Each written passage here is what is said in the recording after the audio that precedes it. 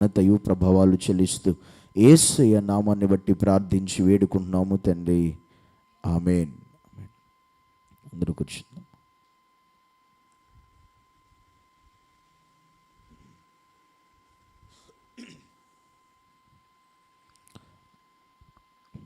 దేవునికి స్తోత్రం. దేవుని పరిశుద్ధమైన ఉన్నతమైన నామానికి మహిమ కలుగునుగాక.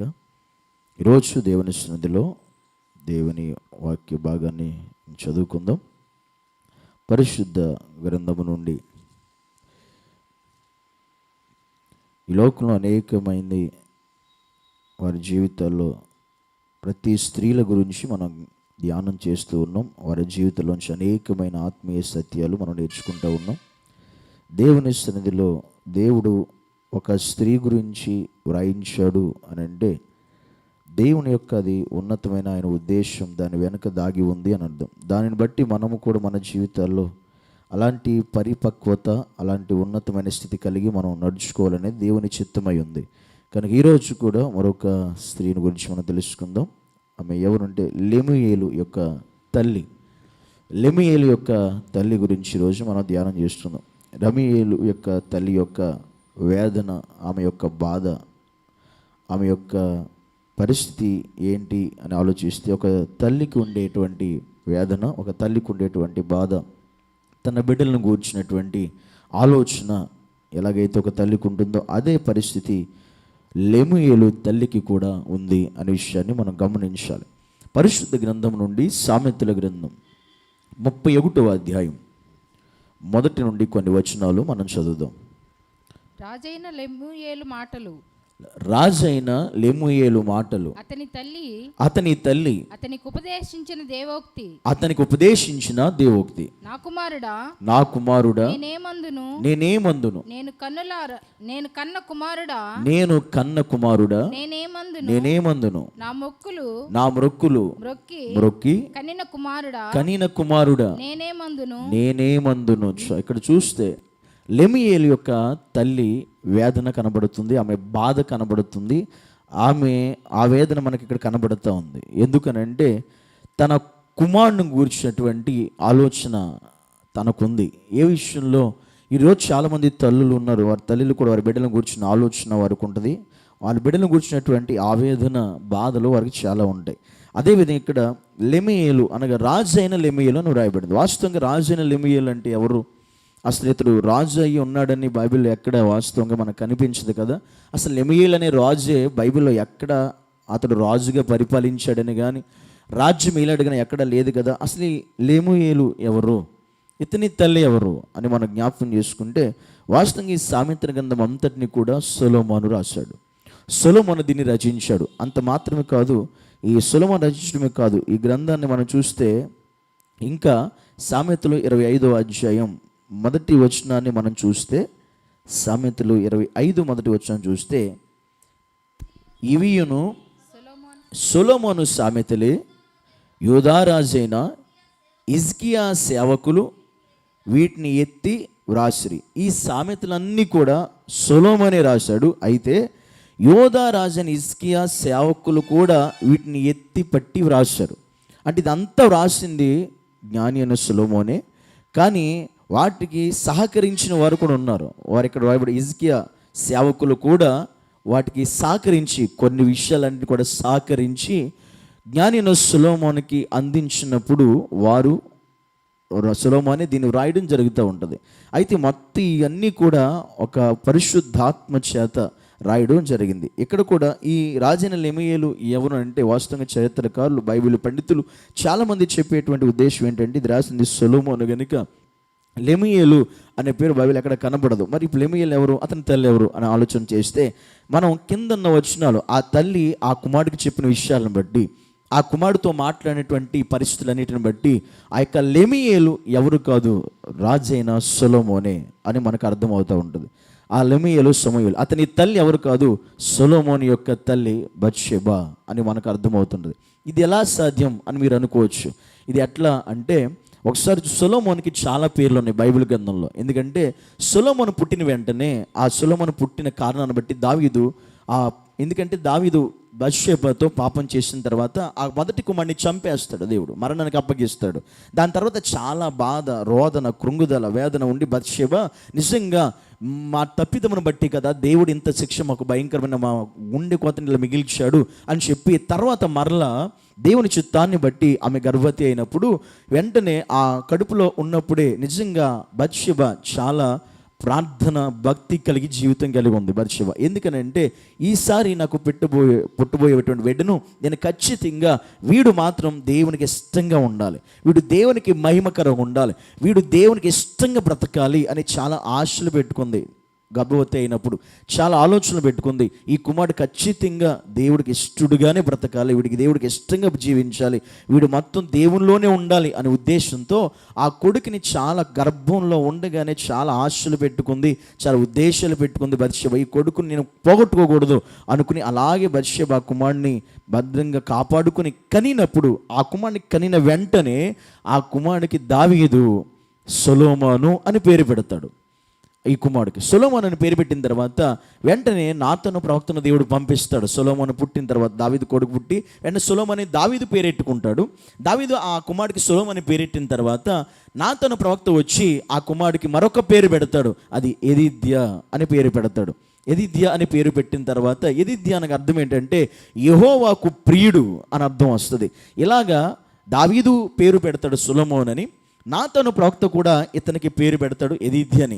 ఇదే జ్ఞాని అయిన సొలొమోను ప్రసంగి గ్రంథంలో ఏమని పిలబడతాడంటే ప్రసంగిగా పిలబడతాడు.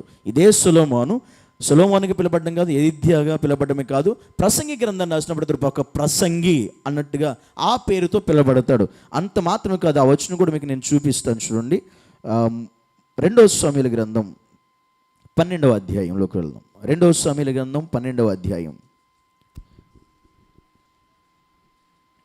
24 వచనాన్ని చదువుదాం.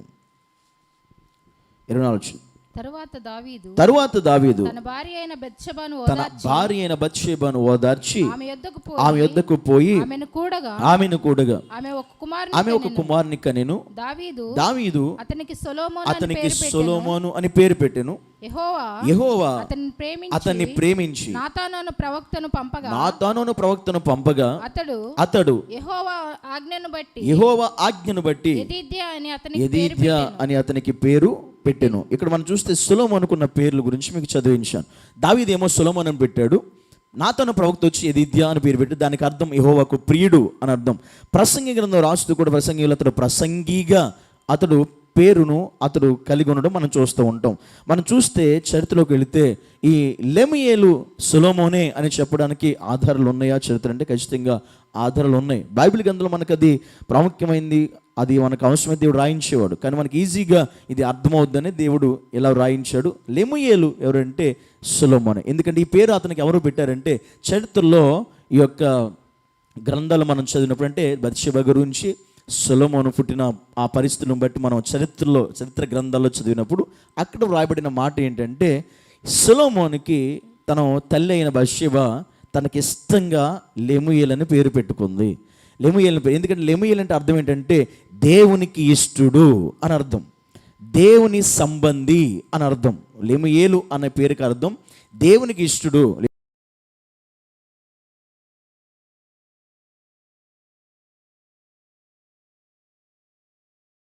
ఇక్కడ పెట్టుకున్న పేరు లెముయేలు అనే పేరు పెట్టుకుంది. ఈ లెముయేలు అతను ముద్దుగా పెట్టుకున్న పేరు. దాని అర్థం దేవుని సంబంధి, దేవునికి ఇష్టడు అని అర్థం. ఎందుకంటే నా కుమారుడు ఇంకా దేవునికి ఇష్టడుగానే బతకాలి అని చాలా ఆశలు పెట్టుకుని తన కుమారుడిని కన్నది బత్షెబ. ఎందుకంటే ఇక్కడ విషయాలను బట్టి మనం ఖచ్చితంగా మీకు కన్ఫర్మ్ అవుతుంది ఇతడు సొలొమోనే అనేది. ఈమె బత్షెబ అని మీకు తెలిసిపోతుంది. ఎలా అంటే ఇప్పుడు మనం చదువుదాం. వాక్య లేఖనంలో మనం చూస్తే మొదటి వచనం మనం చదివాం కదా, ఆమె ఏమంటుందో 2వ వచనంలో అంటే నా కుమారుడా నేనేమందును, నేను కన్న కుమారుడా నేనేమందును, నా మ్రొక్కి కనిన కుమారుడా నేనే మందును అని మాట్లాడుతుంది. అంటే సొలొమోను కడుపులో ఉండగానే చాలా మొక్కుకుని కంది. ఒరే నిన్ను నేను ఎలా కన్నది, నువ్వు నా కన్న కొడుకువి, నేను నిన్ను కన్నాను, నీ విషయంలో నేను ఏమనాలి, నిన్ను ఏం చెయ్యాలి, ఎలా నీతో మాట్లాడాలి, ఏ రీతిగా నీకు చెప్పాలి అని తన వేదనంతా కూడా వెరలగొక్కుతూ ఉంది. ఎందుకు కారణం ఏంటంటే ఆమె చెప్తుంది, నిన్ను ఎలా కనని తెలుసా, ఎన్నో మొక్క నీ కోసం, నిన్ను కనడానికి ఎన్నో మొక్కితే తప్ప నువ్వు నాకు పుట్టలేదు అనేటువంటి ఆలోచన ఒక తల్లికి ఉన్నటువంటి ఆ మనస్సుని ఆమె వ్యక్తీపరుస్తూ ఉంది. సొలొమోను నిజంగా అలాగే కంది. ఎందుకంటే ఈసారి పుట్టేవాడిని కూడా దేవుడు ఒకేలా మొత్తుతాడేమో, శిక్షిస్తాడేమో, అలా జరగకోకుండా ఎన్నో మొక్కిందంట సొలొమోను గురించి బత్షెబ. ఎందుకనంటే తన జీవితంలో వీడు ప్రభా ఇంక వీడు మాత్రం నీకు దూరంగా ఉండకూడదు, వీడు ఎప్పుడు నీకు దగ్గరగా ఉండాలి అనే ఉద్దేశంతో ఎన్నో కడుపులు ఉండగానే మొక్కి వాడి కోసం ప్రార్థన చేసి దేవుని పట్ల భయం కలిగి భక్తి కలిగి ఆమె చాలా దేవునికి సమీపంగా ఉండి ఇతన్ని కన్నది. అందుకే ఆమె అంతలా మాట్లాడుతుంది, నా కుమారుడా నేనే మందును, నేను కన్న కుమారుడా నేనే మందును, నేను మొక్కి కన్న కుమారుడా నేనే మందును అని మాట్లాడుతుంది. ఈ మాటలు మాట్లాడేది ఎలా మాట్లాడిందంటే మామూలుగా సామాన్యమైన మనిషిగా మాట్లాడాల. మీరు మొదటి వచనంలో చూడొచ్చు. అదేంటంటే అతని తల్లి అతనికి ఉపదేశించిన దేవోక్తి అని వ్రాయబడింది. దేవోక్తి అంటే అది కేవలం ఒక లోక సంబంధంగా మాట్లాడిన మాటలు కాదు, అది ఆత్మ సంబంధంగా దేవుడే పలికించిన మాటలు అన్నారు. దేవోక్తి అనగా దేవుని వాక్కు అని అర్థం, దేవుని మాట అని అర్థం. ఆమె హృదయంలో వచ్చిన ప్రతి మాట కూడా దేవుడు ఆమె హృదయం నుండి పలికించిందే, ఆమె చెప్పిందే తప్ప వేరేది కానే కాదు అనే విషయాన్ని ఇక్కడ మనం జ్ఞాపకం చేసుకోవాలి, ఇక్కడ మనం గమనించాలి. ఇక్కడ మనం చూస్తే కనుక చూడండి, ఎక్కడ 3వ వచనం కన్నా ఇప్పుడు చదువుదాం. ఆ తల్లి ఆ కుమారుడికి ఏం బోధించింది, ఏమి దేవోక్తి చేసింది అనేది 3వ వచనం నుండి చూద్దాం. 3వ వచనం నుండి చదవండి. నీ బలమును స్త్రీలకియకము, రాజులను నశింపజేయు స్త్రీలతో సహవాసము చేయకుము, ద్రాక్షారసము త్రాగుట రాజులకు తగదు, లెమూయేలు అది రాజులకు తగదు, మద్యపాన శక్తి అధికారులకు తగదు, తాగిన ఎడల వారు కట్టడలను మరుతురు, దీనులకందరికీ అన్యాయము చేతురు, ప్రాణం పోవచ్చున్న వానికి మద్యమునీయుడి, మనోవ్యాకములు గల వారికి ద్రాక్షరసమునీయుడి, వారు త్రాగి తమ పేదరికము మరుతురు, తమ శ్రమను ఇక తలంచుకుందురు, మోగవారికిని దిక్కులేని వారందరికీ న్యాయము జరుగునట్లు నీ నోరు తెరుము, నీ నోరు తెరిచి న్యాయంగా తీర్పు తీర్చుము, దీనులకును శ్రమపడు వారికి దరిద్రులకును న్యాయము జరిగించము. చాలు. ఇక్కడ ఉన్న 3 విషయాలు నేను జ్ఞాపకం చేస్తాను. ఈ తల్లి ఉపదేశించే దేవోక్తి తన కుమారుడికి ఏమని చెబుతుంది, ఎలా చెబుతుంది, ఏ రీతిగా బోధిస్తుంది అని అంటే, తన బోధ, తన దేవోక్తి ఎలా ఉందంటే, తన కొడుకు రాజు ఉన్నతమైన స్థానంలో ఉన్నాడు, మంచిగా రాజ్య పరిపాలన చేస్తూ ఉన్నాడు. అలాంటప్పుడు తన కొడుకులో చూసిన కొన్ని అవలక్షణాలను చూసి తట్టుకోలేని తల్లి చెబుతున్నటువంటి దేవోక్తి అని అర్థం. అక్కడ ఆ తల్లి తన కుమారుడికి ఉపదేశిస్తున్న బోధ అని అర్థం వస్తుంది. ఇక్కడ మనం చూస్తే మొదటి విషయం 3 విషయాలు చెప్పింది. ఒకటి, నీ బలమును స్త్రీలకి ఇయ్యకము. మొదటి ఆమె చెప్పిన 3 విషయాలు తన కుమారుడికి. ఒకటి, స్త్రీలతో జాగ్రత్త. రెండోది, మద్యముతో జాగ్రత్త. మూడోది, న్యాయము తీర్చుటలో జాగ్రత్త. 3 విషయాలు తన కుమారుడికి బోధించింది. దేవోక్తి ఇది దేవుని ఆత్మ చేత నింపబడి దేవుని ఆత్మ ద్వారా ఆధ్యాత్మికంగా తన కుమారుడికి బోధించిన బోధ ఇది. 3 విషయాలు ఆ తల్లి. ఈరోజు ఇక్కడున్న మనందరం కూడా మనకి బిడ్డలు ఉన్నారు, కుమారులు ఉన్నారు, కుమార్తెలు ఉన్నారు. మన బిడ్డలకు కూడా నిజంగా ఇప్పుడు మనం మన బిడ్డల మీద చాలా ఆశలు పెట్టుకుంటాం, చాలా ఆలోచనలు పెట్టుకుంటాం, చాలా ఉద్దేశాలు కలిగి ఉంటాం, చాలా ఉన్నతమైనటువంటి భవిష్యత్తును వారి గురించి మనం ఆలోచిస్తాం. అలాంటప్పుడు నువ్వు అనుకున్నది ఒకటైతే నీ బిడ్డల యొక్క పరిస్థితులు వేరైతే నీకుండే బాధ అది చాలా భయంకరంగా ఉంటుంది. ఆ బాధ తట్టుకోలేవు, నువ్వు భరించలేవు, దాన్ని నువ్వు దిగమిందుకోలేవు. ఎందుకనంటే నువ్వు పెట్టుకున్న ఆశలన్నీ కూడా ఆవిరైపోయే పరిస్థితి నీకు కనబడుతుంది కనుక నీకు చాలా వేదనగా ఉంటుంది. అలాంటి పరిస్థితి బత్షెబ కూడా ఏం చెప్తుంది తన కొడుకుడు అంటే, మొదటి విషయం, నువ్వు స్త్రీలతో జాగ్రత్త అని చెప్పింది. ఒక తల్లిగా తన కుమారుడికి నువ్వు స్త్రీలతో జాగ్రత్తగా ఉండురా అని చెప్పింది. ఎందుకో చెప్పన, తన అనుభవం అలాంటిది, తన జీవితంలో అనుభవం అలాంటిది. ఎందుకో తెలుసా, ఆల్మోస్ట్ నీ తండ్రి చాలా దేవుని పట్ల భయము కలిగిన వాడు, భక్తి కలిగిన వాడు. నీ తండ్రి దేవుని హృదయానుసారుడు అనిపించుకున్నటువంటి వాడు. నీ తండ్రి అంతలాగా ఉన్నటువంటి వాడే. నా విషయంలోనే నీ తండ్రి పొరపాటు పడి తప్పు చేసి పాపం చేసి నన్ను బట్టి ఒక అన్యాయంగా ఊరియా అనేటువంటి ఒక వ్యక్తినే యుద్ధములో ముందు నిలబెట్టి చంపించేశాడు. అంతకుడయ్యాడు. ఇంత పరిస్థితి అలా అయిన కారణాన్ని బట్టి దేవుడు అలా అని చెప్పి ఊరుకోలేదు. నీ తండ్రిని భయంకరంగా శిక్షించాడు, శిక్షకు అర్హుడిగా చేశాడు. కనుక ఇలాంటి పరిస్థితి తన లైఫ్లో జరిగింది కనుక, తనకి కూడా అలాంటి పరిస్థితి వచ్చింది కనుక, అదే విషయాన్ని తన కొడుకు జీవితంలో కూడా చూసింది కనుక ఆమె చెబుతూ ఉంది. ఎందుకో చెప్పనా, సొలొమోను రాజు అయిన తర్వాత యెరూషలేము మందిరంను కట్టించాడు. యెరూషలేము మందిరం కట్టించిన తర్వాత యెరూషలేము మందిరం యొక్క అన్ని పరిస్థితులు సొలొమోను హస్తాల్లోనే ఉన్నాయి, సొలొమోను చేతులు ఉన్నాయి. యెరూషలేము మందిరం కట్టబడిన తర్వాత ఆ మందిరం మొత్తం అన్నీ కూడా అయిపోయిన తర్వాత తాళాలు వేసి ఆ తాళపు చెవులు కూడా ఎవరి దగ్గర ఉండే అంటే సొలొమోను దగ్గర ఉండే. అలాంటి పరిస్థితుల్లో సొలొమోన్ ఎంతలా ఉండాలి, ఎంతగా దేవునికి సమీపంగా బ్రతకాలి, ఏ రీతిగా ఉండాలి, అలాంటి సొలొమోన్ చెప్పిన ఈ 3 విషయాలు ఎందుకు చెప్పింది తన తల్లి అంటే, ఈ 3 విషయంలో సొలొమోను బానిస అయిపోయాడు కనుక, అది కళ్ళారా తల్లి చూసింది కనుక. ఎందుకంటే చరిత్ర గ్రంథంలో రాయబడిన ఒక మాట ఏంటంటే, ఆమెంట ఒకరోజు యెరూషలేముకి అన్ని దేవాలయం అన్నీ కూడా ఉదయాన్నే తెరుస్తారు, మరలా సాయంత్రం మూసివేయబడుతుంది. అలాంటప్పుడు అలా జరుగుతున్న టైంలో మూసివేయబడిన తాళం వేయించిన తాళ చేతులు సొలొమోను దగ్గర ఉండే. ఆ సొలొమోను తనతో పాటు తీసుకెళ్ళిపోయేవాడు. అలాంటి పరిస్థితుల్లో ఒకరోజు సొలొమోను తాళాలు వేసి యెరూషలేము దేవాలయానికి తాళాలు తీసుకెళ్ళి తన దిండు కింద పెట్టుకుని పడుకున్నాడంట. పడుకున్న టైంలో తెల్లవారిపోయింది. తెల్లవారి ఖచ్చితంగా ఉదయాన్నే దేవాలయ తలుపులు తెరవబడాలి. ఇక్కడ అనేక మంది వచ్చి అక్కడ స్తుతిస్తారు, ఆరాధిస్తారు. అలాంటి పరిస్థితిలో సొలొమోను ఇంకా తాళాలు తీసుకుని ఇంకా అతడు రాని కారణాన్ని బట్టి తల్లి అయిన బత్షెబ వెంటనే సొలొమోను యొక్క ఆ గదిలోనికి, ఆ మేడ గదిలోనికి వెళ్ళి తలుపులు తెరిచి లోపలికి వెళ్ళేసరికి సొలొమోను ఒక పరస్త్రీతో పడుకుండడం చూస్తుంది. తాళం చేతులు అతని దగ్గరే ఉన్నాయి. ఆ సంఘటన చూసిన ఆమె తల్లికి ఎలా ఉంటుంది ఒకసారి ఆలోచించవచ్చు. ఒక కన్న తల్లి పరిస్థితి. ఎందుకంటే అప్పటికి సొలొమోను గురించి బైబిల్ మనకు రాయబడింది చాలా విషయాలు. అందుకని సొలొమోను ఖచ్చితంగా చెప్తుంది, నా కుమారుడా, నేను కనిన కుమారుడా, అసలు నీతో నేను ఏమని చెప్పాలి, నిన్ను మొక్కుకుని నేను కన్నానురా. నువ్వు ఒక రాజు కావచ్చు, రాజు అయినా కూడా, రాజు అయితే రాజు ఇప్పుడు నేను కనుక ఏదని చెబితే మళ్ళీ ఆడు ఎలా రియాక్ట్ అవుతాడో అనేటువంటి పరిస్థితి ఇక్కడ బత్షెబకు లేదు. ఎందుకంటే చాలా అనుభవం కలిగింది బత్షెబ.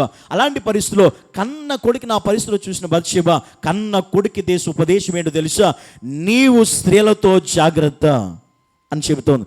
నీ బలమును స్త్రీలకు ఇయ్యొద్దు అని చెప్పింది. ఖచ్చితంగా చెబుతా ఉంది విషయాన్ని, స్త్రీలతో జాగ్రత్తగా ఉండి. ఆ సన్నివేశం ఎప్పుడైతే చూసిందో తన గుండె పగిలిపోయినంత పని అయింది బత్షెబకి. కనుక అది కళ్ళతో చూసింది కనుక అప్పుడు బోధిస్తుంది తన కుమారుడికి, నీ గురించి ఆలోచిస్తే నాకు చాలా బాధేస్తుంది, చాలా కృంగుదల వస్తుంది, ఏం చేయాలి అర్థం కావట్లా, నేను కన్నానురా, అంతలా నీ మీద ఆశ పెట్టుకుని కంటే నువ్వు చేసి పనులను చూస్తుంటే నాకు అస్సలు నచ్చట్లని భయంకరంగా సొలొమోను రాజు అయినా ధైర్యంగా సొలొమోను హెచ్చరించింది తల్లి అయినటువంటి బత్షెబ.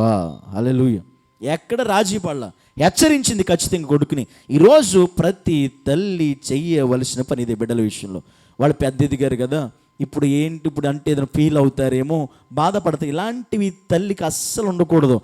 ఏ పరిస్థితి వచ్చినా వాడు తప్పు చేశాడో జుట్టు పట్టిన గోడకేసి కొట్టినా తప్పులేదు, వాడు మిస్టేక్ చేశాడా జుట్టట్టుకుని గోడకి ఈడ్చుకొట్టినా అస్సలు తప్పే లేదు. ఎందుకంటే వాడు చేసింది వాడికి తెలియాలి. లేదా నీ కూతురు తప్పు చేసినా ఆమె చేసిన ఆమెకు తెలియాలంటే ఒక తల్లిగా నీ కూతురికి ఏ వయసు అయినా ఉండొచ్చు, కానీ హెచ్చరించి గద్దించి బుద్ధి చెప్పే పరిస్థితి తల్లికి ఉండాలి. ఆమె వాస్తవంగా ఈ పరిస్థితి తండ్రులకు ఉంటుంది. బైబిల్ ఎక్కడ మీరు చూసినా ఇంక వేరే సందర్భాల్లో తండ్రులకి ఇచ్చాడు దేవుడు. కానీ ఎక్కడ సొలొమోను విషయానికి వచ్చేసరికి తల్లి అయిన బత్షెబ పరిస్థితి తీసుకుంది, ఆ విషయాన్ని ఆమె చేతిలోకి తీసుకుంది. ఎందుకు కారణం అంటే ఇక్కడ ఆ మిస్టేక్ దావీదులో కూడా ఉంది కనుక బత్షెబ ఇది బాధ్యతగా తన కొడుకు విషయంలో కంది కనుక, అందుకే ఆ మాట ఉంది అక్కడ, నేను నిన్ను కన్నానురా, నా కన్న కొడుకు నువ్వు, నేను నిన్ను కనడానికి చాలా మొక్కులు చాలా ఆశలు పెట్టుకున్నా, కానీ ఈరోజు నీకు చెప్తున్న జాగ్రత్త, నీవు మాత్రం నీ బలమును స్త్రీలకి వద్దు, స్త్రీలతో జాగ్రత్తగా ఉండు అని. నీ తండ్రి పరిస్థితి ఇది, నీవు ఈ పరిస్థితిలోకి వచ్చావు, దేవుడు ఊరుకోడు, జాగ్రత్త అని చెప్పి మొదటిగా తన కుమారుని స్త్రీల విషయంలో జాగ్రత్త అని చెప్పింది. మన పిల్లలకు కూడా చెప్పాలి, మన కుమార్తెలు కూడా చెప్పాలి, పురుషుల విషయంలో జాగ్రత్త చెప్పాలి మనం ఖచ్చితంగా.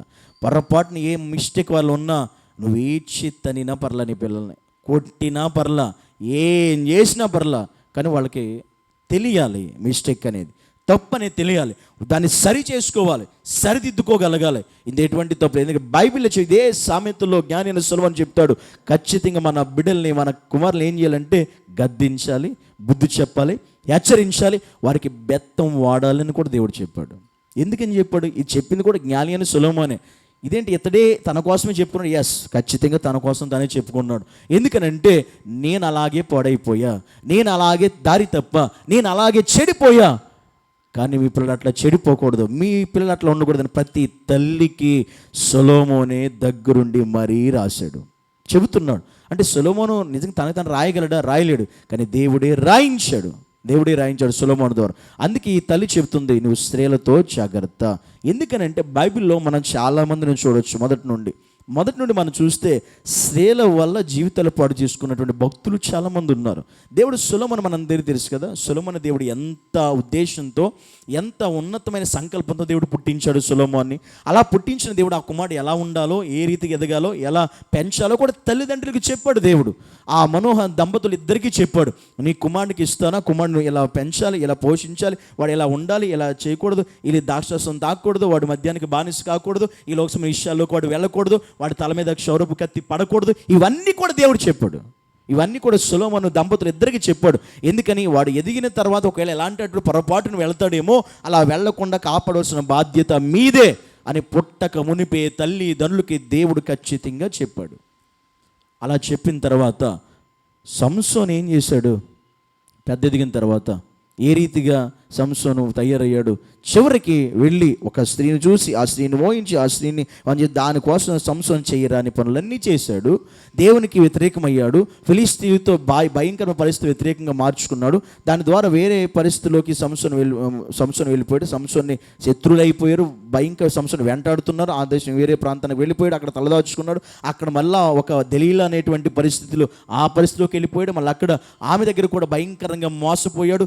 దేవుడిచ్చిన శక్తిని, దేవుడిచ్చిన బలమును, దేవుడిచ్చిన మహిమను, దేవుడిచ్చిన అన్నిటినీ కృపను కూడా కోల్పోయి చివరికి అతను మొత్తం ఒక దీనుడిగా మిగిలిపోయాడు. గుండు కొట్టించుకుని అక్కడ మొత్తం భయంకరమైన శత్రువుల చేతిలోని బానిస అయిపోయాడు. శత్రువుని గడగడలాడించవలసిన సంసోను శత్రువుల చేతులు ఇప్పుడు బానిస అవ్వడానికి కారణం ఒక స్త్రీ సంసోను జీవితంలోకి వచ్చింది. దానివల్ల సంసోను జీవితమే పూర్తిగా రివర్స్ అయిపోయింది, పూర్తిగా మారిపోయింది. అందుకని అలా సంసోను జీవితం కూడా మనకు కనబడుతుంది. అంత మాత్రం ఇంకా బైబిల్లో చాలామంది మనకు కనబడుతూ ఉంటారు. బైబిల్లో దావీదు కూడా అలాగే తన జీవితం ఒకే ఒక మిస్టేక్ ఉంది. ఇంకా అంతకంటే దావీదు మీద జీవితంలో ఏ మిస్టేక్ మనకు కనబడదు. అదే బత్షెబ విషయంలో తప్పు చేశాడు. అయినా దేవుడు ఊరుకోలా, భయంకరంగా శిక్ష విధించాడు. తన జీవితం అంతా యుద్ధాలే, తనకంతా కూడా యుద్ధాలు, నెమ్మదిగానే సంబంధంగా లేకుండా చేశాడు దావీదు. కారణం అతను చేసిన మిస్టేక్. దావీదు కూడా అక్కడే తప్పిదం చేశాడు, పొరపాటు పడ్డాడు, అక్కడే పాపంలో పడిపోయాడు దావీదు కూడా. దావీదు లాంటి గొప్ప భక్తుడే, సంసోను లాంటి వాడు అక్కడే పొరపాటు చేసి భయంకర పడిపోతే ఇక్కడ తల్లిగా చెప్తుంది ఇప్పుడు సొలొమోనుకి, జాగ్రత్త అని. నీవు స్త్రీల విషయంలో జాగ్రత్తగా ఉండు, పొరపాటున గనక స్త్రీల జోలికి వెళ్ళొద్దు. ఈ విషయాన్ని ఏం చెప్పడమే కాదు, దేవుడు కూడా చెప్పాడు. ఒకసారి చూడండి, రాజుల గ్రంథం, మొదటి రాజుల గ్రంథం 11వ అధ్యాయం. మొదటి రాజుల గ్రంథం 11వ అధ్యాయం మొదటి వచనం చదువుదాం. మోయాబీలు, ఎదోమీయులు, అమ్మోనీయులు, సిదోనీయులు, హిత్తీయులు అను జనులు మీ హృదయములను తమ దేవతల తట్టు తిప్పుదురు గనుక వారితో సహవాసం చేయకూడదని వారిని మీతో సహవాసం చేయనీయకూడదని యెహోవా ఇశ్రాయేలుకు సెలవిచ్చి ఉన్నాడు. అయితే రాజైన సొలొమోను ఫరో కుమార్తెను కాక ఆ జనులలో ఇంకా అనేక మంది పరస్త్రీలను మోహించి కామాతురత గలవాడై వారిని ఉంచుకొనుచు వచ్చెను. అతనికి 700 మంది. అంత మాత్రం 8వ వచనం కూడా చదువు. 8వ వచనం. తమ దేవతలకు ధూపం వేయచ్చు బలు అర్పించుచుండిన పరస్త్రీలైన తన భార్యల నిమిత్తము అతడు ఇలాగ చేసిన. ఇక్కడ రాయబడిన బట్టి పరస్త్రీ అంటే బాగుండేది, కానీ పరస్త్రీ అని ఇక్కడ రాయబడాల, పరస్త్రీలు అని వ్రాయబడింది. అంటే సంసోన్ స్త్రీలకు బానిసయ్యాడు, స్త్రీలకు లొంగిపోయాడు, స్త్రీలకు బానిస అయిపోయి తన జీవితాన్ని పతనం చేసుకున్నాడు. భయంకరమైన పరిస్థితికి సొలొమోను వెళ్ళిపోయాడు. ఇలాంటి పరిస్థితుల్లో మనం చూసినట్లయితే ఇవన్నీ కూడా చూసిన తల్లి సంసోన్ని హెచ్చరించింది. సంసోనికి దేవోక్తి చెబుతుంది, ఒక తల్లిగా, నేను కన్నది ఇలా నిన్ను చూడడానికి కాదు, నేను పెంచింది నిన్ను ఈ పరిస్థితిలో చూడడానికి కాదు, నిన్ను పోషించింది ఇలా చూడడానికి కాదు, జాగ్రత్త, నీ బలమును స్త్రీలకు వద్దు, స్త్రీలతో జాగ్రత్తగా ఉండు అని చెబుతూ ఉంది. అలా ఉండకపోతే పరిస్థితి అని చెప్పింది. రాజు నశింపజేసే స్త్రీలతో సహవాసం చేయకురా అని చెప్పింది. ఒరే, నువ్వు స్త్రీల జోలికి వెళ్ళొద్దు, స్త్రీలతో అలా ఉండొద్దు, ఎందుకంటే స్త్రీల జోలికి వెళితే స్త్రీలు రాజులనే నశింపజేయగలిగిన వాళ్ళు అని చెప్పింది. ఇప్పుడు వాస్తవంగా ఈ విషయం ఎవరికి నచ్చదు, కానీ స్త్రీలు రాజులను కూడా, గొప్ప స్థానంలో ఉన్న వారిని కూడా నశింప చేయగలుగుతారు. అలాంటి స్త్రీతో సహవాసము చేయొద్దు. సొలొమోను అలాంటి వారితోనే సహవాసం చేశాడు. అలాంటి వారే సొలొమోను హృదయం మొత్తం త్రిప్పేశాడు. దేవునిలో ఉండవలసిన హృదయం దేవుని నుండి త్రిప్పబడిపోయింది, పూర్తిగా త్రిప్పబడిపోయింది. అందుకే దేవుడు సొలొమోను పరిస్థితి భయంకరమైన స్థితిలోకి తీసుకెళ్ళిపోయాడు. ఎంత భయంకరమైన పరిస్థితిలో తీసుకెళ్ళిపోతే సొలొమోను ఈ మాటలు రాసడం మనం అర్థం చేసుకోవచ్చు. ఏది, ఈ సామెతల గ్రంథాన్నైనా ప్రసంగి అయినా అతను రాసిన విధానం మనకు అర్థమైపోద్ది. ఎందుకంటే దేవుడు అతనికి అంత గుణపాఠం నేర్పించాడు, సొలొమోనుకి అంత గుణపాఠం వచ్చేలా నేర్పించాడు. తన జీవితంలో ఇంకా ఇది కూడా నేను చేయకపోతే నాలాగే ఎవరు బలవకూడదనే ఉద్దేశంతో దేవుడు చేయించాడు. సొలొమోను అంతగా చేస్తే ఇక్కడ చెప్పింది, రాజులు నశింపజేసే స్త్రీలతో సహవాసం చేయొద్దు. స్త్రీలు ఎలాంటి వారంటే రాజులను కూడా నశింపచేస్తారు, పాడు చేస్తారు, వారి జీవితాలు కూడా నిలబడకుండా చేస్తారు. అందుకే జాగ్రత్త. ఇక్కడ మీరు అనుకోవచ్చు ఇలా అందరూ అట్లా ఉంటారని కాదు ఇక్కడ ఉద్దేశం, కొంతమంది మాత్రమే. అందరు స్త్రీలు ఇలాంటి వారే, అందరు స్త్రీలు ఇలాగే ఉంటారు అని ఉద్దేశం కాదు ఇక్కడ. అలాగే రాజులను సైతం నశింపజేసి స్త్రీలతో సహవాసం చేసి పరస్త్రీలతో నువ్వు సహవాసం చేసావు కనుక ఇక్కడ సొలొమోను దేవుడు కూడా చెప్పాడు ముందుగానే, అలాంటి వారితో నువ్వు సహాయం చేయొద్దు, చేస్తే వాళ్ళ హృదయం తిప్పేస్తారని దేవుడు ముందు చెప్పిన. రాజైన సొలొమోను ఆ వేలోనే వెళ్ళాడు, ఆ మార్గంలోనే వెళ్ళిపోయాడు. అందుకనే దేవుడు రాజైన సొలొమోను జీవితం దేవుడు ఏం చేయడం తెలుసా, రాజైన సొలొమోను జీవితంలో రాజ్యాన్ని 2 భాగాలుగా చీల్చేశాడు. దావీదుతో దేవుడు చెప్పిన విషయం వేరు, కానీ సొలొమోను ఈ మిస్టేక్ చేయడం వల్ల, సొలొమోను దేవునికి వ్యతిరేకంగా ఉండడం వల్ల రాజ్యాన్ని, ఇశ్రాయేలు యొక్క రాజ్యాన్ని 2 భాగాలుగా చీల్చబడింది సొలొమోను కాలంలోనే. సొలొమోను రాజుకున్నప్పుడే 2 భాగాలు అయిపోయింది. దానికి కారణం సొలొమోనే దానికి కారణం. కానీ దేవుడు దావీదుకి చూపిన కృపను బట్టి ఒక్క సింహాసనం స్థిరపరిచాడు అంతవరకే. మిగతా మొత్తం అన్నీ కూడా చీల్చేశాడు. 2 భాగాలు అయిపోయినాయి ఇశ్రాయేలు గోత్రాలు. 12 గోత్రాల్లో 10 గోత్రాలు ఒకటి అయిపోయింది, 2 గోత్రాలు ఒకటి అయిపోయింది. ఇలా కావడానికి కారణం ఇక్కడ బత్షెబ కుమారుడైన సొలొమోనే.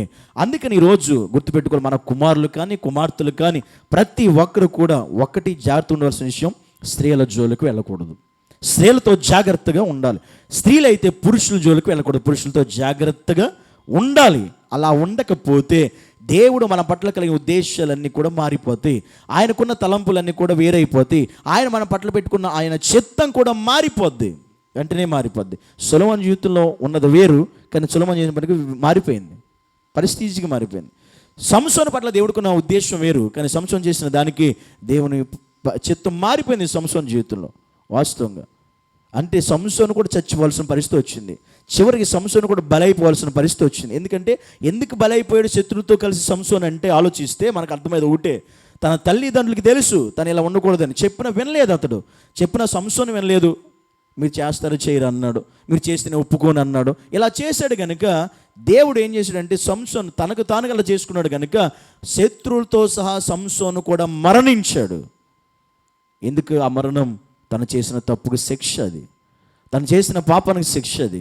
కానీ దేవుని చిత్తం మాత్రం అలా నెరవేర్చుకుని ముగించేశాడు. ఎందుకంటే ఫిలిష్తీయులను హతము చేయ కొరకే సంసోనుని దేవుడు నియమించాడు కనుక చివరికి పశ్చాత్తాపడ్డాడు కనుక దేవుని అడిగాడు కనుక అప్పుడు దేవుడు సంసోనికి మరణముతో పాటుగా అక్కడ ఫిలిష్తీయుని కూడా హతము చేసి దేవుడు తన పని జరిగించుకున్నాడు. ఇక్కడ జాగ్రత్త వింటే, ఇక్కడ బత్షెబ లెముయేలు యొక్క తల్లి ఉద్దేశం ఏంటంటే, తన కుమారుడు రాజైన గొప్పవాడైనా చెడిపోవడం తనకి ఇష్టం లేదు. పొజిషన్ మంచిదే, అలాగని చెప్పి తన జీవితం పాడైపోతుండే చూస్తూ ఉండలేదు తల్లి.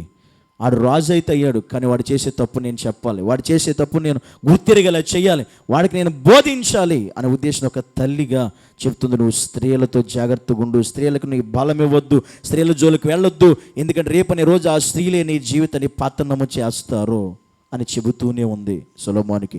అలా చెబుతూనే వచ్చింది సొలొమోనుకి.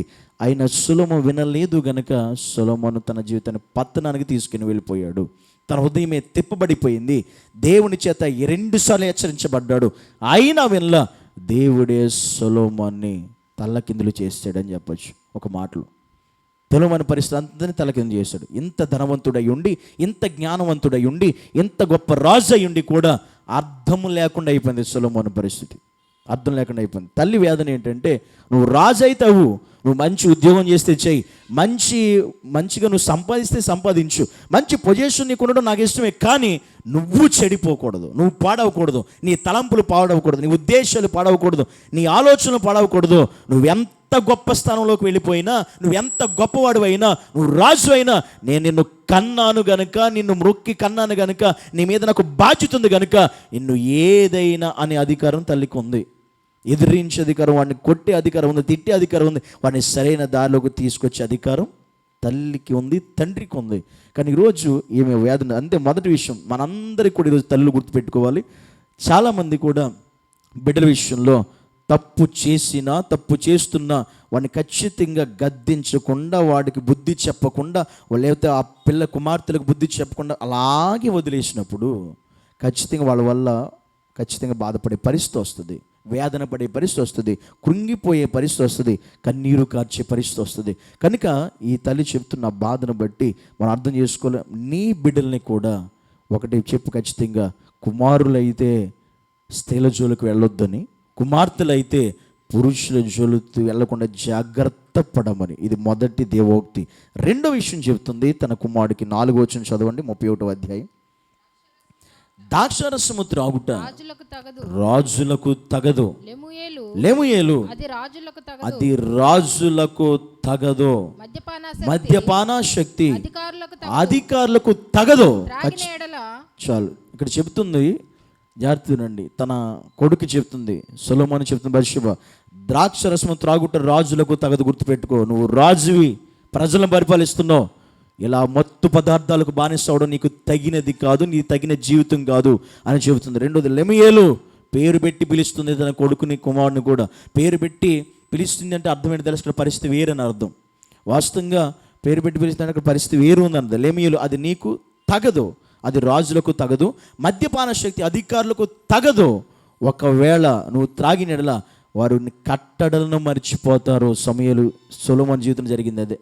సొలొమోను జీవితంలో జరిగింది ఏంటంటే, స్త్రీలకు బానిస అయ్యాడు. రెండోది, మద్యానికి బానిస అయ్యాడు. త్రాగుడుకు అలవాటు పడిపోయాడు. ఇది రాజులకు అధికారంలో ఉన్నప్పుడు ఎవడు కూడా అసలు ఒక తాగుబోతుడై ఉండకూడదు. అయితే ఏమవుద్దంటే వాడికి అనుగ్రహించినటువంటి అధికారం కోల్పోతారు. రెండోది, కట్టడలను మర్చిపోతారు, అంటే వాడి విధి విధానాలు మర్చిపోతారు. తాగితేనే కదా వాడు ఏం చేస్తాం వాడికి అర్థం కాకపోయేది, వాడి యొక్క చేయవలసింది ఏంటో వాడు చేయకుండా ఉండేది. తాగినప్పుడే, మత్తుడైనప్పుడు వాడి బాధ్యత ఏంటో వాడికి తెలియదు, వాడు చేసే పని ఏంటో వాడికి తెలియదు, వాడు వేరే పరిస్థితిలోకి వెళ్ళిపోతాడు. అందే చెబుతుంది ఇక్కడ తల్లిగా, తాగిన ఎడల వారు కట్టడలను మరుతురు, దీనులందరికీ అన్యాయము చేస్తారు. నువ్వు రాజువిరా, నువ్వు తాగుడికి బానిస వద్దు, నీకు అది తగింది కాదు. నువ్వు అలా తాగుడికి బానిస అయితే గనక నువ్వు కట్టడలు మర్చిపోతావు, దేవుని కట్టడలను పక్కన పెట్టి పరిపాలిస్తావు. అలా పరిపాలిస్తే అన్యాయమైన దీనులకు అన్యాయం జరిగిద్ది, నీ రాజ్యంలో నీ ప్రజలకి కూడా అన్యాయం చేస్తావు. నువ్వు అలాంటి పరిస్థితులకు వెళ్ళొద్దు, ఖచ్చితంగా బోధిస్తుంది. మన కొడుకులు ఖచ్చితంగా బోధించాలి. ఇలాంటి విషయాలు ప్రతి తల్లి బిడ్డలకు బోధించాలి. ఇది దేవుని ఓక్తి, ఇది దేవుని మాట, నీ సొంత మాటలు కానే కాదు ఇవి. ఇది దేవుడు మన బిడ్డలకు నేర్పించవలసిన విషయాలు ఇవి. ప్రతి తల్లి ప్రతి తండ్రి కూడా ఖచ్చితంగా మన బిడ్డలకు చెప్పాలి. నువ్వు జీవితంలో నువ్వు బాగుపడాలంటే, నువ్వు వృద్ధిలోకి రావాలంటే, నువ్వు ఆశీర్వదించబడాలంటే, నువ్వు దీవించబడాలంటే, ప్రయోజకుడి కావాలంటే నీ లైఫ్లో 3 విషయాలు.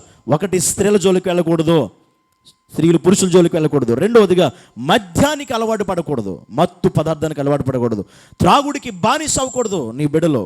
అయ్యారు ఈరోజు చాలామంది పాడైపోవడానికి కారణాలు ఇవే. చాలామంది పాడైపోవడానికి కారణాలు ఇవే.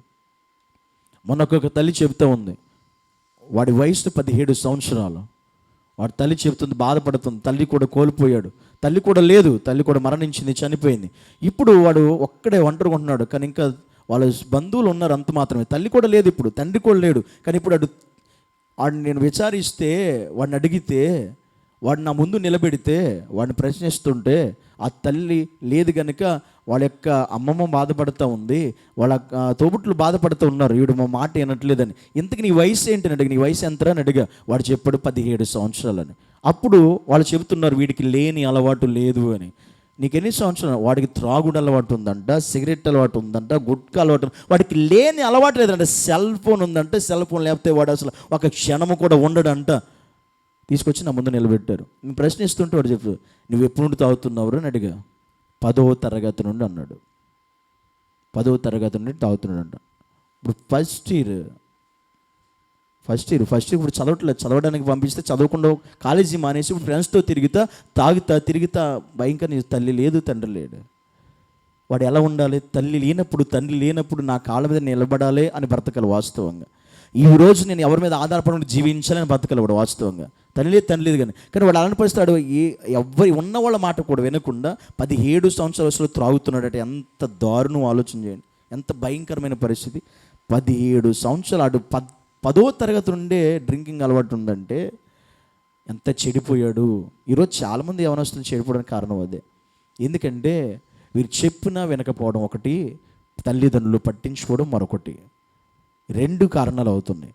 ఎంత చిన్న వయసు చాలామంది యవనస్తులు ఈరోజు తెలియదేమో కానీ మీరు బయట తిరుగుతుంటే మీకు తెలుస్తుంది, చాలామంది ఈ యవ్వన వయస్సులోనే చాలామంది త్రాగుడుకు బానిసలై చెడిపోతున్నారు ఈరోజు యవనస్తులు అందరూ. చాలామంది యవ్వన ప్రాయంలోనే, మంచి చిన్న వయసులోనే ఇప్పుడు చాలామంది వెనకొచ్చి మన ఒంగులో చాలామంది కూడా మన ఒక ఏరియాలోకి వెళ్తే ఏరియాలో ఎవరో చనిపోయారు యవనస్తులు. ఎందుకు చనిపోయాడు అంటే వారు చెబుతున్నారు తాగి చచ్చిపోయాడు అన్నారు. ఎంత వయసు ఉంటుందంటే 25 సంవత్సరాలు. 25 సంవత్సరాల వయసులో వాడు ఎందుకు చనిపోయాడు అంత యవన ప్రాయంలో? ఏంటి వాడు కొన్ని ఏదో రోగమా, ఏదైనా జబ్బా, ఏదైనా పరిస్థితి, ఏదైనా యాక్సిడెంట్, ఏదైనా ప్రమాదం జరిగింటే ఏమీ కాదు, ఓన్లీ తాగి చనిపోయాడు అంతే. తాగి చనిపోయాడు, మరణించాడు అంతే, ఇంకేం లేదు వాడి జీవితంలో. ఇప్పుడు వాడు తాగి చనిపోయాడు 25 సంవత్సరాల వయసులో. అలాంటప్పుడు ఒక ఏరియాలో, ఒక ప్రాంతంలో పలానా యవనస్తుడు తాగి 20 సంవత్సరాలకే ప్రాణం పోయి చచ్చిపోతే అక్కడున్న మిగతా యవనస్తులకైనా బుద్ధి రావాలి కదా, మిగతా వారైనా కూడా కళ్ళు తెరబడాలి కదా. కానీ అట్లా ఉండట్లే ఈరోజు సమాజంలో పరిస్థితి. ఎందుకో చెప్పనా? ముందు అది కుటుంబం నుండి రావాలి.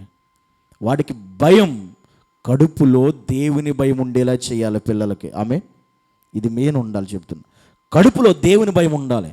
కడుపులో దేవుని భయం బిడ్డలకు ఉండేలా చేస్తే పొర్రపాటును వాడు మిస్టేక్ చేయడు, తప్పు చేయడు.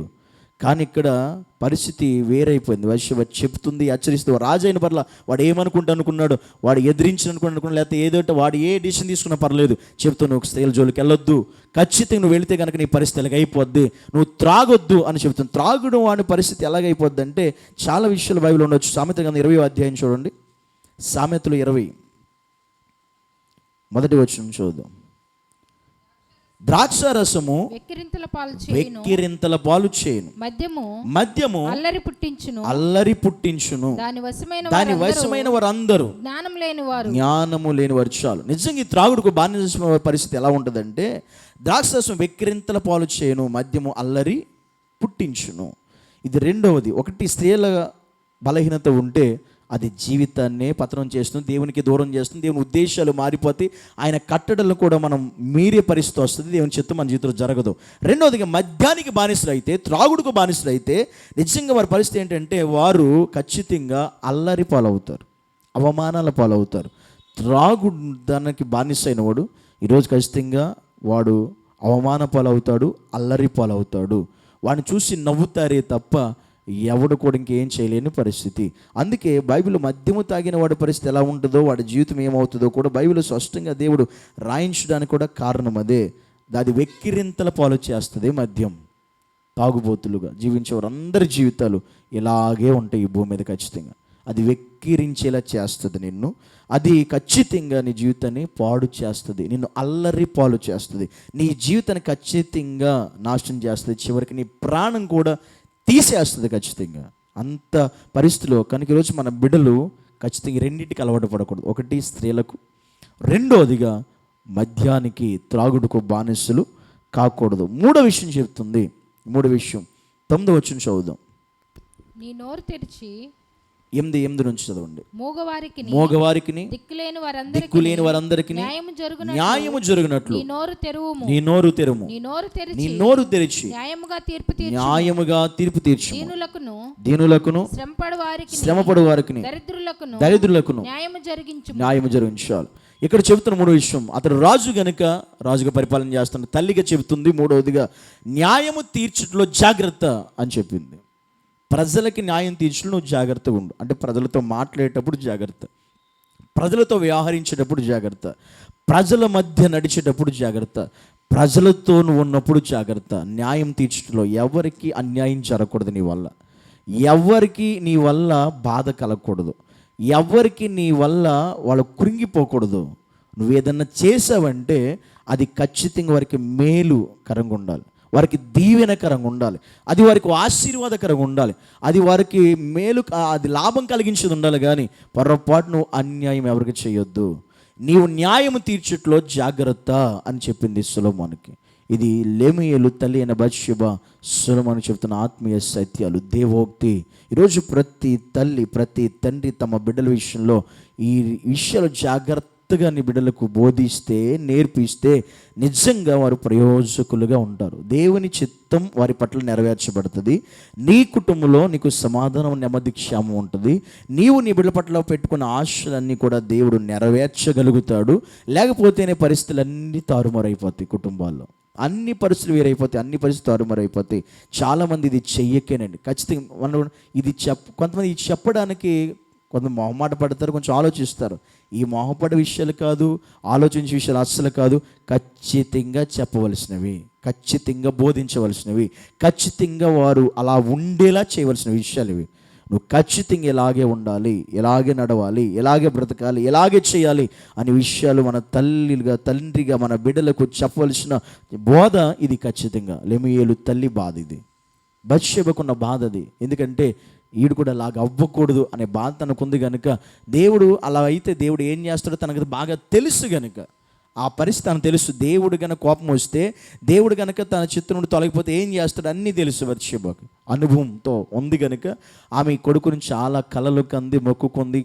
అలాగ మొక్కునే కంది కనుక రాజు అయ్యే ముందు కూడా చాలా ఆటంకాలు వచ్చాయి. మనందరూ తెలుసు. రాజులు చదివితే సొలొమోను రాజు కాకముందే దావీదుకి మరొక కుమారుడు ఉన్నాడు, అదోని అని. అతను వెళ్ళి రాజుగా ప్రకటన చేసుకుంటాడు. చాలా గందరగోళం అయిపోద్ది పరిస్థితి, ఇక నేనే రాజును అన్నట్టుగా. అలాంటప్పుడు కూడా బత్షెబ చాలా కష్టపడుతుంది.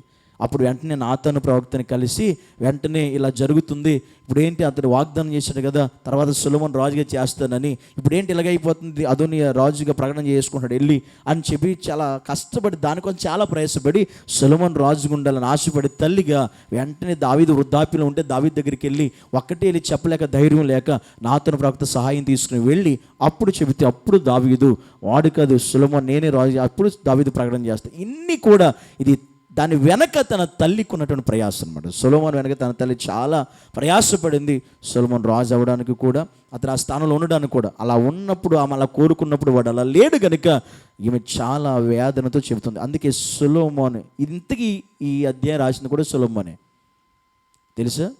ఇది రాసింది కూడా ఎవరు? సొలొమోనే. 37వ అధ్యాయం కూడా రాసింది సొలొమోను. సొలొమోను ద్వారా దేవుడు రాయించాడు. ఎందుకని? ఇది నా జీవితం, ఇది నా లైఫ్, ఇది నా పరిస్థితి, నా లైఫ్లో ఇలా జరిగింది అని సొలొమోనే రాశాడు అనే విషయం మనం గమనించాలి. ఎందుకని ఈరోజు దేవుడు రాయించాడు ఆ మాటలు అంటే, మన బిడ్డలు వీటి నుండి దూరంగా ఉండాలి, వీటి నుండి వాళ్ళు చాలా దూరంగా బతకాలి. ఈ పరిస్థితులకు మన బిడ్డలు అస్సలు వెళ్ళకూడదు. అది ఒక తల్లిదండ్రులకు ఉన్న బాధ్యత, ఒక తల్లిగా ప్రాముఖ్యం మనకున్న బాధ్యత. ఈ విషయం ఖచ్చితంగా వాళ్ళకి చెప్పాలి మనం, కన్ఫర్మ్. ఎందుకంటే ఒక ఏజ్కి ఒక పరిస్థితికి వచ్చాక వాళ్ళ ఆలోచనలు మారుతాయి, వారి తలంపులు మారుతాయి, వారి ఉద్దేశాలు మారిపోతుంటాయి, కల్చర్ను బట్టి మారుతాయి, స్నేహితులను బట్టి మారుతాయి, వాళ్ళు ఉండే స్థలాలను బట్టి మారిపోతాయి. అలాంటప్పుడు మనం బోధించవలసిన బాధ్యత ఉంది ప్రతి తల్లికి, ప్రతి తండ్రికి. కనుక లెముయేలు తల్లి వేదన, స్త్రీల జోలికి వాడు వెళ్ళకూడదు అనేది ఆమె బోధ. రెండోది, ఒక తల్లిగా ఆమె బోధ, వాడు మద్యానికి బానిస అవ్వకూడదు అనేది ఆమె బోధ. మూడోది, వాడు ప్రజల మధ్య ఉంటున్నాడు కనుక వాడి మాట, వాడి ప్రవర్తన, వాడి క్రియలన్నీ కూడా ప్రజలకు మేలుకరంగా ఉండాలి కానీ కీడు చేసి ఉండకూడదు. అందుకే నువ్వు ప్రజలకు న్యాయం తీర్చట్లో ఎట్టి పరిస్థితుల్లో నీ వల్ల ఎవరికి అన్యాయం జరగకూడదు. రాజ్యంలో న్యాయం జరగాలి, మేలు జరగాలి. నువ్వేదైనా నీ కుమార్తె ఏదైనా పని చేస్తే, నీ కుమారుడు ఏదైనా పని చేస్తే వాళ్ళకి మేలు కలగాలి, వాళ్ళకి దీవెన కలగాలి, ఆశీర్వాదం కలగాలి. ఎట్టి పరిస్థితుల్లో వాళ్ళకి ఎటువంటి అన్యాయము జరగకూడదు. ఇది మన బిడ్డలకు నేర్పించిన ప్రాముఖ్యమైన విషయాలు. కానీ ఈ విషయాలని కూడా దేవుడు మనతో మాట్లాడతాడు. లెముయేలు తల్లి బత్షెబా, లెముయేలు అనగా సొలొమోను మాత్రమే. సొలొమోనే అతడే రాజుగా ఉన్నాడు కనుక తన జీవితం తనే ఇలాగా రాసుకోవడం మనం చూస్తాం. దేవుడే దేవోక్తిలా దీన్ని మనకి బయలుపరిచాడు సొలొమోను ద్వారా అనే విషయాన్ని మనం అర్థం చేసాం. 1 నుండి 9 వచనాలు వీళ్ళిద్దరి గురించి, సొలొమోను గురించి, తన తల్లి గురించి మాత్రం రాయబడ్డాయి. ఇందులో 3 విషయాలు తన తల్లి దేవోక్తి మనకు కనబడుతూ ఉంది. ఆ 3 విషయాలే మన బిడ్డలకి ఈరోజు మనం నేర్పించవలసింది. ఇలా ప్రతి తల్లి కూడా తన బిడ్డల్ని అన్ని విషయాల్లో ఆ దారిలోకి వెళ్లకుండా కాపాడుకోగలిగితే, వాళ్ళు రక్షించుకోగలిగితే, ఆ పరిస్థితిలో నిలబెట్టుకోగలిగితే దేవుని చిత్తం పరిపూర్ణంగా వారి పట్ల నెరవేర్చబడుతుంది, కుటుంబం పట్ల నెరవేర్చబడుతుంది. దేవుడు వారి పట్ల సంతోషపడతాడు. ఆ తర్వాత దేవుడి కృప, దేవుని ఆశీర్వాదం మన కుటుంబాల మీద నిలవగలుగుతుంది. ఆమేన్. కళ్ళు మూసుకుందాం, ప్రార్థన చేద్దాం. దేవుని సన్నిధిలో అందరూ కూడా ప్రార్థన చేసుకుందాం. దేవుని సన్నిధానంలో లెముయేలు తల్లి, లెముయేలు అనగా సొలొమోనే, తన తల్లి బత్షెబా దేవుని పట్ల చాలా భయము కలిగి, భక్తి కలిగి, దేవోక్తి ఆమె ద్వారా దేవుడు ఇలా మాట్లాడించాడంటే ఆమె చాలా భయభక్తులు కలిగింది దేవుని మీద. ఎందుకంటే తన తల్లి చెప్పిన దేవోక్తి, బత్షెబా దేవోక్తి చెప్పగలిగే స్థితిలో ఉందంటే ఆమె దేవుని పట్ల చాలా భయము కలిగింది, భక్తి కలిగింది. అలాగే దేవునిలో ఉంది కనుక తన కుమారుడు రాజు అయినా వాడికి చెప్పాలి. రాజు అయితే ఏంటి, వాడు చేసేది తప్పు కనుక వాడికి చెప్పాలి, వాడికి బోధించాలి. ఆ ఉద్దేశం. ఈరోజు నీ బిడ్డలకు నువ్వు అలా బోధిస్తున్నావా? ఈరోజు నీ బిడ్డలను అలా హెచ్చరిస్తున్నావా? ఈరోజు నీ బిడ్డలను అలా గద్దిస్తున్నావా? ఈరోజు నీ బిడ్డలకు అలా బుద్ధి చెప్పగలుగుతున్నావా? ఒకసారి ఆలోచించు. అలా చెప్పలేక ఉన్న తల్లిదండ్రులు ఈరోజు చాలా బాధపడుతున్నారు, చాలా వేదన పడుతున్నారు. ఈరోజు చాలామంది కూడా వారి జీవితాలు త్రాగుడుకు బానిసైన వాళ్ళు కొంతమంది, స్త్రీలకు బానిసైన వాళ్ళు మరో కొంతమంది, వారు జీవించే విధానమే సమాజంలో సరిగ్గా లేని వారు మరో కొంతమంది. వాళ్ళ వల్ల ఇతరులకు అన్యాయం తప్ప మేలు జరగట్లేదు. ఎవరి వల్ల కూడా ఇతరులు బాధపడడం తప్ప వేరే పరిస్థితి లేదు. ఈరోజు అలాంటి పరిస్థితి తల్లికి తండ్రికి రాకూడదని దేవుడు మనతో మాట్లాడుతున్నాడు. లెముయేలు తల్లి బాధ ఈరోజు ప్రతి కుటుంబంలో కనబడుతూనే ఉంటుంది. ప్రతి కుటుంబంలో అది నువ్వు చూడగలవు.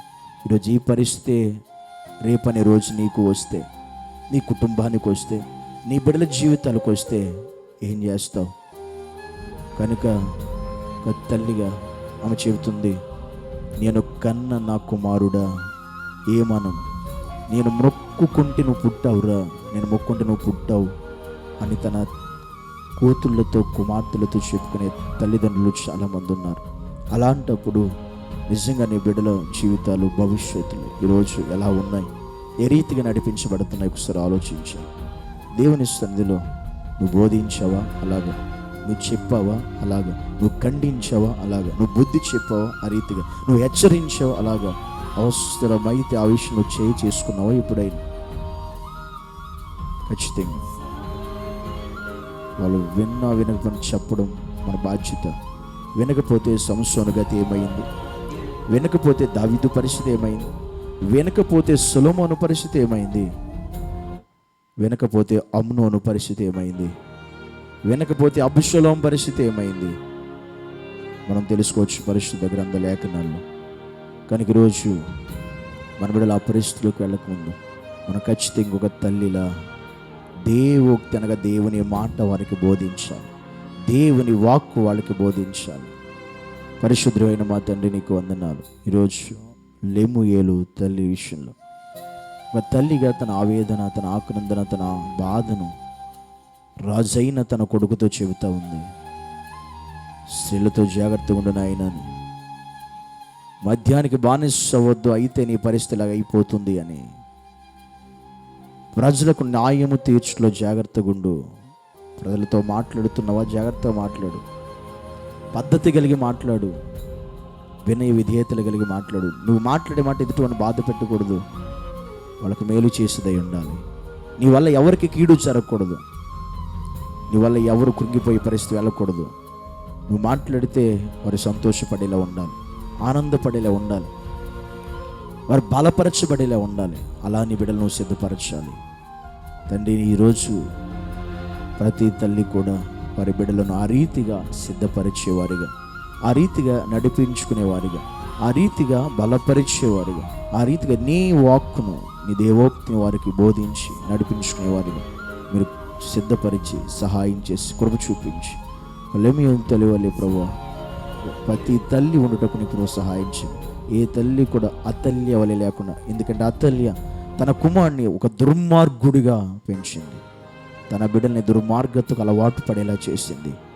తద్వారా ఆమె నష్టపోయింది, తన కుమారుడు నష్టపోయాడు. ఈరోజు చాలామంది తండ్రి లోకానికి అప్పగిస్తే, లోక పరిస్థితులకు వాళ్ళని అప్పగిస్తే వారి జీవితాలు పతనం అవుతున్నాయి, పాడైపోతున్నాయి. తండ్రి, అంతగా కుటుంబాలు పాడవుతూ ఉన్నాయి. కనుక ఈరోజు నీ సంధిలో ప్రభువా, ఏ కుటుంబాలు ఆ పరిస్థితులు ఉన్నాయో ఆ కుటుంబంలో ప్రతి తల్లి కూడా మీరు దర్శించి నీ వాక్కును చెప్పినట్లుగా, నీ వాక్కును బోధించినట్లుగా సహాయం చేసి నడిపించి ప్రతి కుటుంబం ఒక ఆత్మ సంబంధమైన కుటుంబాలుగా, నీ చిత్తం నెరవేర్చే కుటుంబాలుగా, నీ చిత్తంలో ఉండే కుటుంబాలుగా ప్రభువా మీరు నింపమని ప్రార్థన చేస్తున్నాను. ఆ రీతిగా నడిపించమని నేను ప్రార్థన చేస్తున్నాను. నీ కృప సహాయం నీ బిడ్డలందరికీ అనుగ్రహించమని ప్రభువును రక్షకుడైన యేసుక్రీస్తు ఉన్నతమైన నామములో ప్రార్థించి అడిగి వేడుకుంటున్నాము పరమ తండ్రి. ఆమేన్.